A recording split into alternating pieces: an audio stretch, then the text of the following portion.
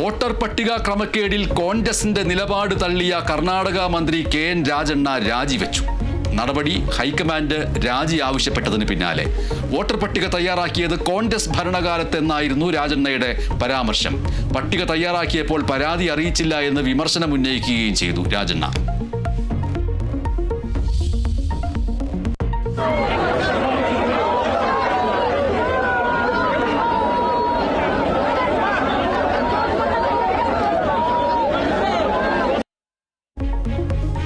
Voter പട്ടിക ക്രമക്കേട് ആരോപണത്തിൽ കേന്ദ്ര തെരഞ്ഞെടുപ്പ് കമ്മീഷനെതിരെ ഡൽഹിയിൽ പ്രതിപക്ഷ പ്രതിഷേധം.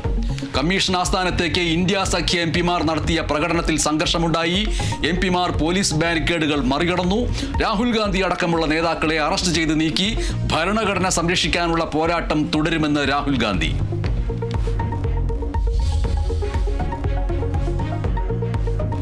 ആണവ ഭീഷണിയിൽ പാകിസ്ഥാൻ പട്ടാള മേധാവി അസീം മുനീറിന് മറുപടിയുമായി ഇന്ത്യ. ഇന്ത്യക്കെതിരായ ആണവ ഭീഷണി വിലപ്പോവില്ല. ആണവ കമാൻഡിന്റെ നിയന്ത്രണം സംശയാസ്പദം. പാകിസ്ഥാൻ തീവ്രവാദികളുമായി കൈകോർക്കുന്ന രാജ്യം. ഇന്ത്യയുടെ ഒരു സൗഹൃദ രാജ്യത്ത് വെച്ചുള്ള അസീം മുനീറിന്റെ പരാമർശം ഖേദകരമെന്നും ഇന്ത്യ.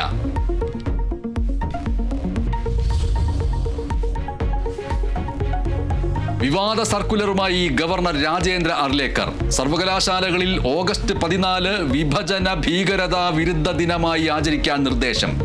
വിസിമാർ പ്രത്യേക കർമ്മ പദ്ധതി തയ്യാറാക്കണമെന്ന് ഗവർണർ.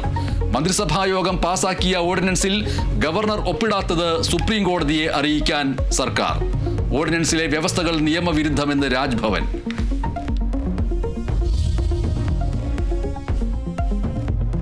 എറണാകുളം കോതമംഗലത്തെ TTC വിദ്യാർത്ഥിയുടെ മരണത്തിൽ ആൺസുഹൃത്ത് അറസ്റ്റിൽ. റമീസിനെതിരെ ആത്മഹത്യാ പ്രേരണ, വിവാഹ വാഗ്ദാനം നൽകി പീഡനം എന്നീ വകുപ്പുകൾ ചുമത്തി. റമീസ് യുവതിയെ മതം മാറ്റാൻ നിർബന്ധിച്ചുവെന്ന് ആത്മഹത്യാക്കുറിപ്പിൽ. സഹോദരിയെ റമീസും കുടുംബവും പൂട്ടിയിട്ട് മർദ്ദിച്ചുവെന്ന് സഹോദരൻ കേരള വിഷൻ ന്യൂസിനോട്. പെൺകുട്ടി ആത്മഹത്യ ചെയ്തത് ശനിയാഴ്ച.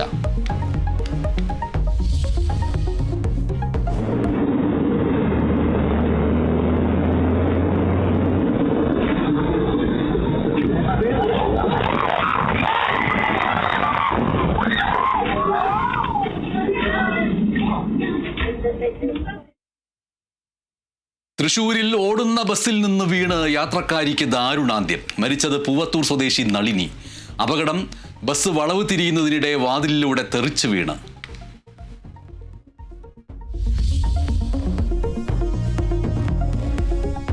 ചില സഹപ്രവർത്തകർ തന്നെ കുടുക്കാൻ ശ്രമിച്ചുവെന്ന് ഡോക്ടർ ഹാരിസിന്റെ സന്ദേശം. വെള്ളിത്തുട്ടുകൾക്കായി മരണത്തിലേക്ക് എത്തിക്കാൻ വരെ ശ്രമം നടന്നു. പിന്നിൽ നിന്ന് കുത്തിയവർക്ക് കാലം മാപ്പ് നൽകട്ടെ എന്ന് ഡോക്ടർ ഹാരിസ്.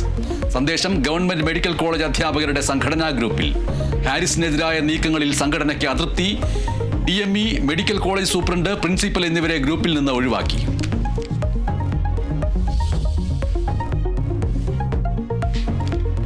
ഒടുവിൽ കുറ്റം മലയാള കവിതയ്ക്ക്.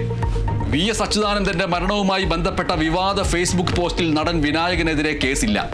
ചോദ്യം ചെയ്ത് വിട്ടയച്ച് കൊച്ചി സൈബർ പോലീസ്. താൻ എഴുതിയത് ആധുനിക കവിതയെന്ന് വിനായകൻ.